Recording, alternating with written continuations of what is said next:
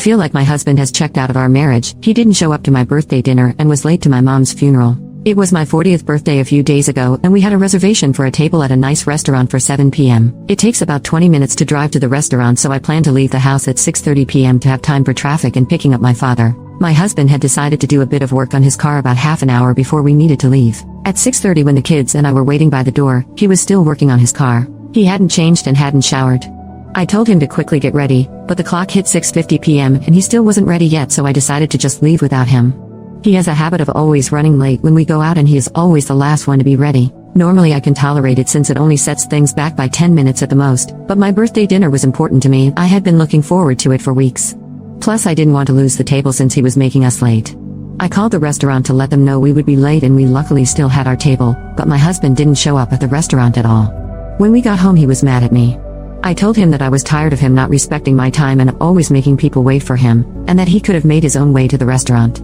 My father agreed with my decision to leave without him, but my kids were a little upset that he wasn't there to have dinner with us. Update. He did it again. My eldest had a school football match last week, a few days after the dinner situation. I planned for us to leave at 5 p.m. and told my husband that I wasn't going to tolerate his tardiness, so if he wasn't ready by 5 p.m., I was going to leave without him. Sure enough, he wasn't ready, so I left, and just like with my birthday dinner, he didn't show up. My youngest and I had a lovely time watching the match and supporting my eldest. He even scored a goal and his team won. Last weekend I met up with a couple of friends to catch up over lunch, and both my sons were going to their friend's birthday party the same day. My husband was in charge of dropping them off since my thing began about an hour before the party.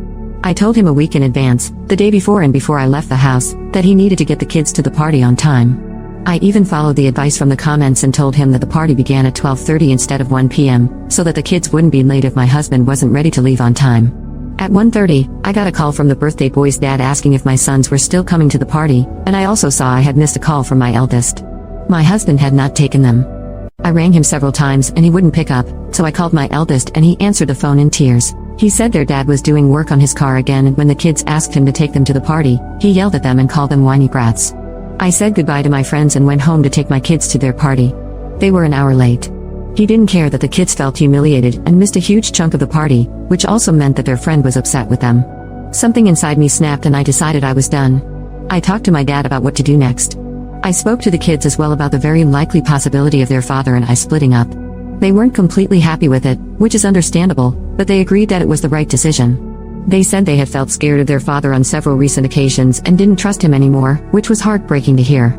I haven't been happy for a while and neither have the kids, I now realize. In addition to my husband being late or not showing up at all, there are other issues in our relationship, and the feedback I have gotten from my original post has given me the strength I need to put a stop to it.